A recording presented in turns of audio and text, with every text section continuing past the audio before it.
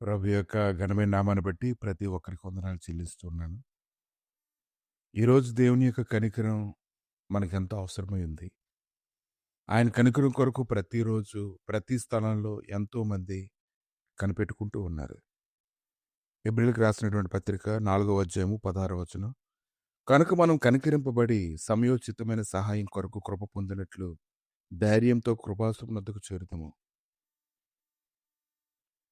ఈరోజు ఆయన ఉత్తముడు కాబట్టి శ్రమదినమందు మనకు ఆశ్రయదుర్గంగా ఉన్నాడు. తన యందు ఎవరైతే నమ్మిక ఉంచున్నారో వారిని ఆయన ఎరుగును కాబట్టి నమ్మిక అనేది దేవుని యొద్ద నుంచి శ్రేష్టమైనటువంటి మహిమకరమైనటువంటి గొప్ప కనికరాన్ని మనలో కుమ్మరించడానికి అది ఉపయోగపడుతూ ఉంది. కనుక ఎవరైతే నమ్మిక ఉంచుతారో వారిని దేవుడు ఆకలి కొన్నీయుడు. ఆయన శ్రేష్టమైనటువంటి మాటలే పలుకుతాడు. ఆయన సన్నిధిలో ఉండేటువంటి గొప్ప ధననిధులన్నింటినీ మనకిస్తూ ఉంటాడు. సామెతల గ్రంథము 13:25 వచనం. నీతిమంతుడు ఆకలి తీరా భోజనం చేయను, భక్తిహీనుల కడుపున క్లేమ్ కలుగును. కనుక ఈ దినాన ఒక సంగతి అయితే గ్రహించుకోండి. నీతి ఎక్కడైతే నివసిస్తుందో, ఆయన రాజ్యం ఎక్కడైతే ఉంటుందో, దాన్ని వెతికేటువంటి వారి ఎడల దేవుడు ఎంతో కృప చూపించడానికి ఆయన శక్తిమంతుడే ఉన్నాడు. నీతిమంతుడు నిత్యము నిలిచి కట్టడం వల్లే ఉన్నాడు. శ్రేష్టమైనటువంటి దయతో దేవుడు ప్రతిదినము ఆయన ప్రేమించు వారిని పోషిస్తూ ఉన్నాడు.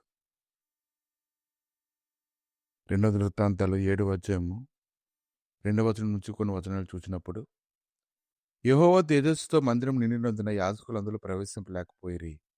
అగ్ని యెహోవా తేజస్సును మందిరం మీదకి దిగగా చూచి ఇశ్రాయేలు అందరూ సాష్టాంగ నమస్కారం చేసి యెహోవా దయాళుడు, ఆయన కృప నిరంతరం ఉండునని చెప్పి ఆయనను ఆరాధించి స్తుతించిరి. రాజును జనులందరూ యెహోవా ఎదుట బలులు అర్పించిరి.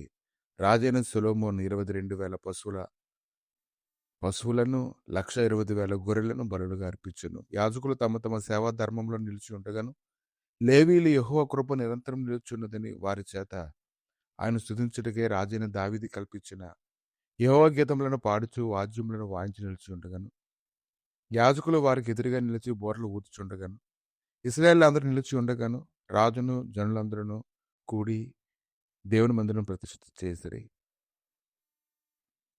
ఇంత మహిమకరమైనటువంటి గొప్ప దేవుడి యొక్క సన్నిధి నువ్వు ప్రార్థన చేయగానే ఆయన నీ ప్రార్థన ఆలకించి ప్రతి విషయంలో కూడా నువ్వు కనికరించబడి సమయోచితమైనటువంటి సహాయం కొరకు కృప పొందినట్లుగా దేవుడు నీకు సహాయం చేస్తూ ఉన్నాడంటే ఆయన కనికరం ముందు నువ్వు చూపించేటువంటి విధేయత ఏపాటిది, భక్తి ఏపాటిది, సాగిలపడి సాష్టాంగంగా స్తుతించేటువంటి విధానం ఏపాటిది.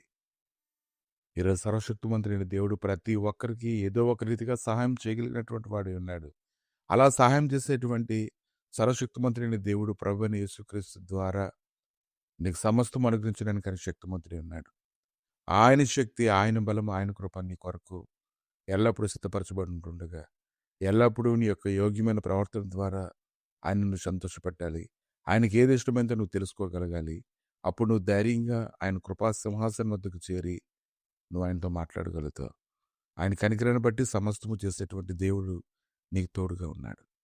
ప్రభా, ఈ ఉదయకాలం నీ కనికరం కొరకు ఎంతో మంది కనిపెట్టుకుని ఉంటుండగా నీ కనికరం చేత నాయన నువ్వు సర్వశక్తులమైనప్పటికీ నీ ప్రభా అయినా మా కొరకు దిగి వచ్చి మమ్మల్ని బలపరుస్తున్నందుకే నీకు స్తోత్రములు తండ్రి. నీ కనికరం చేత ప్రభా నాయన అల్పులమైన మా పట్ల ప్రభా నీ కృప చూపించి నడిపించి బలపరచమని నీ గొప్ప మహిమసనది ప్రతి ఒక్కరికి తోడుగా ఉంచి ఏదైనా జరగనటువంటి ప్రతి విషయంలోనూ నీ కార్యము జరిగించి మహిమ పొందమని యేసుక్రీస్తు నామములు అడిగి వేడుకుంటున్నాము తండ్రి. ఆమె